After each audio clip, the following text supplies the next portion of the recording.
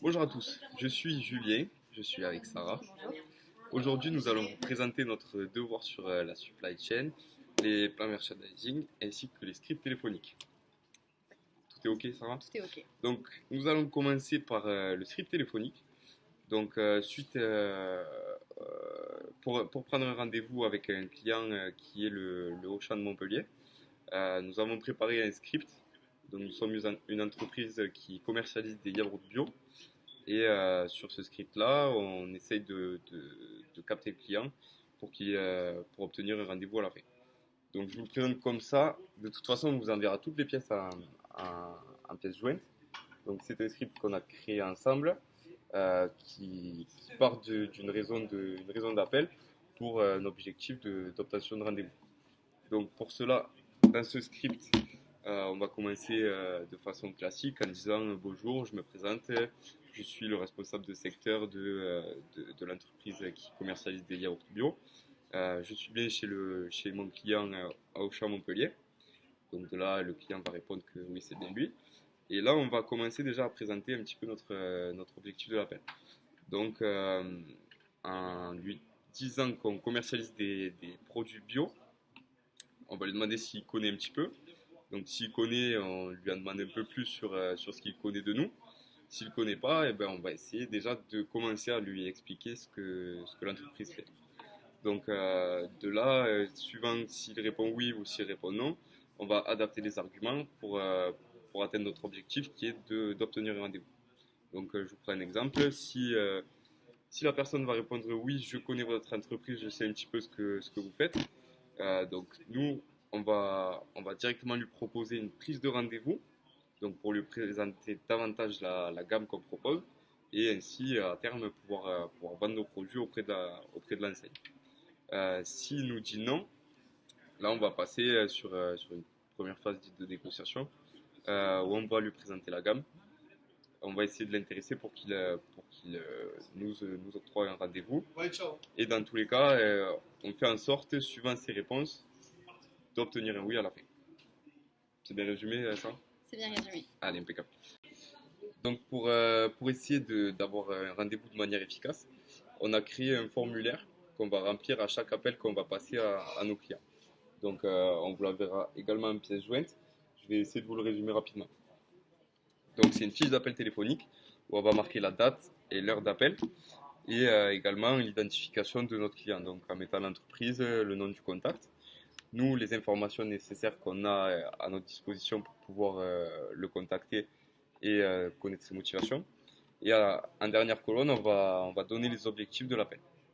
Donc en dessous, vous aurez les informations obtenues durant l'appel téléphonique. Donc quand on appelle le client, on va marquer sur les informations obtenues tout ce qu'il nous a dit pour qu'on n'oublie rien. Et puis ensuite, suite à la conclusion de l'appel téléphonique, on va mettre les suites à donner. Donc ça peut être prise de rendez-vous à reprendre ou rendez-vous physique en magasin avec le client à telle date, à telle heure. Donc du coup, maintenant, on va vous présenter les objections possibles lors de cet appel et comment les contrer. Donc on a choisi trois objections que nous on rencontre souvent, vu qu'on est des chefs de secteur en devenir et on est des apprentis. Donc Sarah qui est chez Danone et moi qui suis chez Brioche Pasquier. Donc l'objection qu'on voit la plus souvent, c'est je n'ai pas le temps de vous recevoir. Donc en réponse, on peut trouver Alors, on peut lui demander quand est-ce qu'il pourrait nous recevoir et qu'est-ce qui pourrait lui donner envie de trouver du temps pour nous recevoir en fait. donc là dans ce cas-là, on va essayer de le capter. Donc qu'est-ce qui pourrait vous donner envie de trouver du temps pour me recevoir? Lui va donner directement ses motivations et nous, il faut qu'on puisse s'adapter rapidement et contrer son objection en l'intéressant par les produits qu'on va pouvoir lui apporter. L'objection numéro 2, rappelez-moi plus tard. Donc en réponse, on a imaginé oui, quel jour et à quelle heure. Donc là, nous, de ce qu'on ressent en général, c'est la personne, c'est une façon polie de nous envoyer balader. Donc dans ce cas-là, en disant quel jour et à quelle heure, on va essayer de le tenir et pour avoir directement un rendez-vous. Donc là, il va nous donner le jour et l'heure à laquelle il va pouvoir nous recevoir. Et nous, on essaiera de Cyrano. Ça permet de confirmer l'appel, le rendez-vous et d'être sûr qu'il y aura une suite. Exactement. Donc la dernière objection, qui est l'objection numéro 3, c'est donnez-moi une bonne raison de vous recevoir. Bon, c'est nos collaborateurs. Donnez-moi une bonne raison de vous recevoir. La première réponse qu'on pourrait donner, c'est quelle serait la bonne raison? Et ensuite, leur dire que justement, c'est la raison pour laquelle on veut les rencontrer, en fait, pour leur prouver qu'on va leur apporter quelque chose. Donc en nous disant quelle serait la bonne, en lui demandant quelle serait la bonne raison, lui va nous donner ses motivations. Donc nous, on va également, comme la précédente objection, essayer de le capter pour qu'il soit intéressé sur nos produits.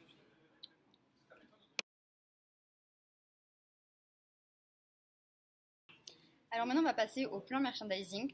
Donc du coup, notre but est de référencer la gamme bio dans le magasin Auchan de Montpellier. Alors pour cela, on a pris la liste de produits. Donc on a surligné par famille avec un code couleur pour savoir quelle place il prenait dans le rayon. Et ensuite, on s'est noté sur une feuille les produits bio. Après, on a regardé la place qui était déjà en rayon. Et du coup, donc, les parties grisées sont les places vides. Mais forcément, les places qu'on souhaitait n'étaient pas forcément vides. Donc, ce qu'on a prévu de faire, c'est dans un premier temps regarder les produits qui étaient sur 2 facings pour proposer au chef de rayon d'aller passer sur un facing et faire rentrer notre produit. Ensuite, d'échanger des produits de place pour pouvoir avoir une place au niveau des yeux, que ce soit du coup une meilleure visibilité pour nos produits. Et enfin, pour ce qui concerne du coup notre gamme bio, qui est notre objectif principal, rassembler tous les produits bio sur un pôle et créer vraiment le pôle bio qu'on ne peut pas retrouver donc, du coup, dans le rayon actuel.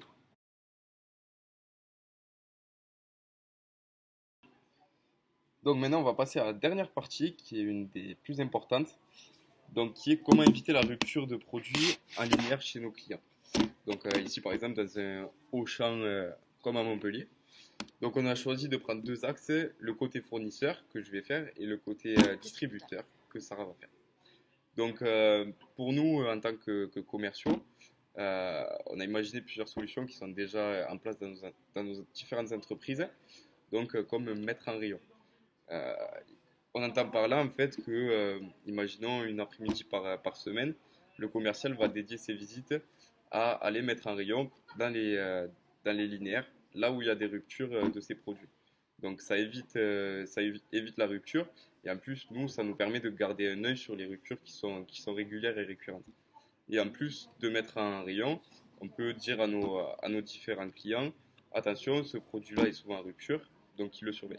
Donc après, lui, il peut adapter en fonction de ses stocks, peut-être détecter un problème. Nous, on va aussi voir avec notre client pour générer les prévisions de vente en quantité. Donc sur un produit qui a de très bonnes sorties, on va faire en sorte que les commandes soient adaptées aux sorties. Donc s'il y a des sorties régulières, il faut que les commandes soient régulières et c'est une corrélation qui s'adapte sur des produits qui ont des plus petites sorties également. Et puis un dernier point, c'est avoir une communication qui est bien huilée avec notre client pour qu'il y ait un vrai relais entre ses stocks et ce qui se passe en rayon. Donc pour qu'on évite les différentes ruptures. Côté distributeur. Donc voilà, côté distributeur. Donc le distributeur, c'est vraiment lui qui est garant des flux sortants, donc c'est lui qui a la plus grosse place dans la chaîne. Il doit vraiment prévoir au mieux pour commander. Donc il doit connaître ses jours de livraison et aussi pouvoir prévoir combien de quantité de produits il va vendre en combien de temps afin que ses commandes soient justes, qu'il ne commande pas trop pour pas faire de casse, mais ni pas assez, ce qui va générer de la rupture. Il faut aussi qu'il soit en lien avec le transporteur Et le transporteur doit aussi communiquer s'il a un problème sur la route, s'il a un problème au niveau des réglementations sur la route, tout ça. Donc le but du transporteur, c'est aussi de faire en sorte de livrer le produit dans les temps.